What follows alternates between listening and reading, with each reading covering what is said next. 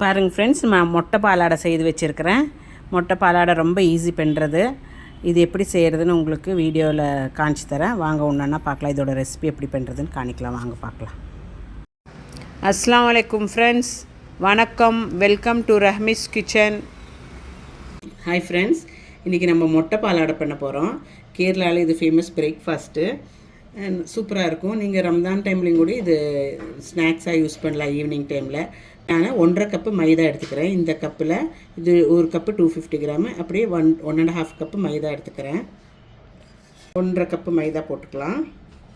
போட்டுட்டு அது கூட 5 சின்ன வெங்காயம், ஒரு 1/2 டீஸ்பூன் ஜீரகம்,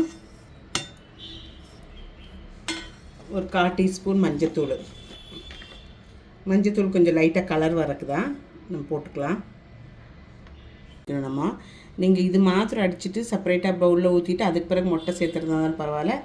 நான் டைரெக்டாக இதிலே போட்டு எல்லாமே சேர்ந்து ஒரே முட்டை அடிச்சுக்குவேன். 2 எக்கு சேர்த்திக்கலாம் இது கூடயே.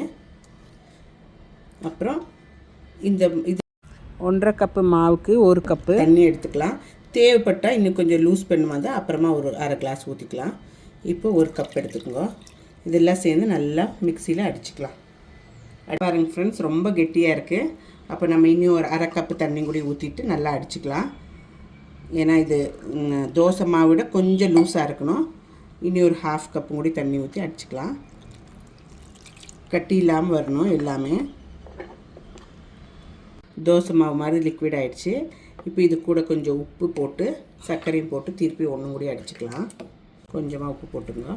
அப்புறம் ஒரு 1 டீஸ்பூன் சுகர் போட்டுங்க. சுகர் ஜாஸ்தி வேணுங்கிறவங்க 2 டீஸ்பூன் போடலாம். திருப்பி பூரணத்தில் வேறு சர்க்கரை போடுவோம், அதனால் பார்த்து போட்டுக்கோங்க. நான் 1 டேபிள் ஸ்பூன் சுகர் போட்டுக்கிறேன்.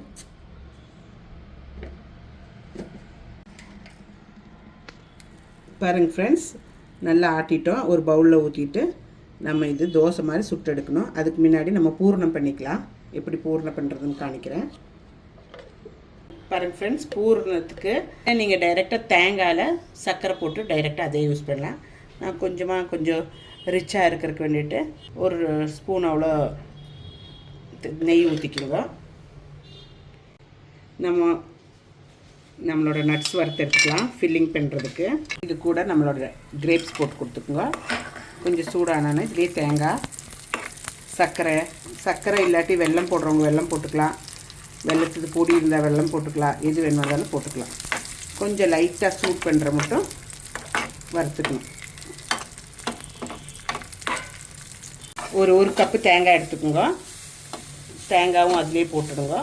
சும்மா கேஸ் ஆஃப் பண்ணிவிட்டு இலக்கிக்கிறதுக்கு வேண்டிட்டு இதிலே சூடு அந்த நெய்யெல்லாம் இருக்குது இல்லைங்களா, அதெல்லாம் இதில் மிக்ஸ் ஆகிருக்கு வேண்டிட்டு நம்ம இதில் மிக்ஸ் பண்ணிக்கலாம்.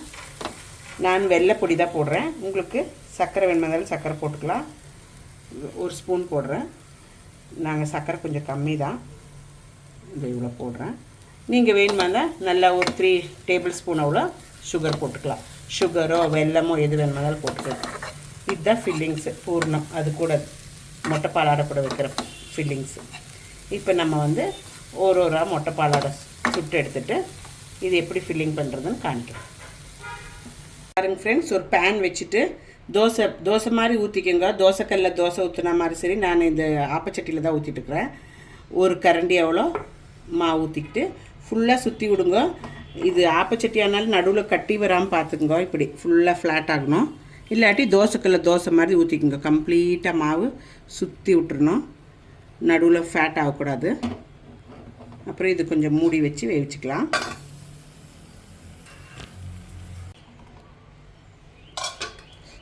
பாருங்கள் ஃப்ரெண்ட்ஸ், நல்லா வருது, சூப்பராக வருது. இதை எடுத்துகிட்டு எல்லாம் ஒரு தோசையை அப்படி சுட்டு எடுத்துக்கோங்க. ஒரு 2 ஸ்பூன் அவ்வளோ ஃபில்லிங் வச்சுட்டு இப்படி சுருட்டிக்குங்க.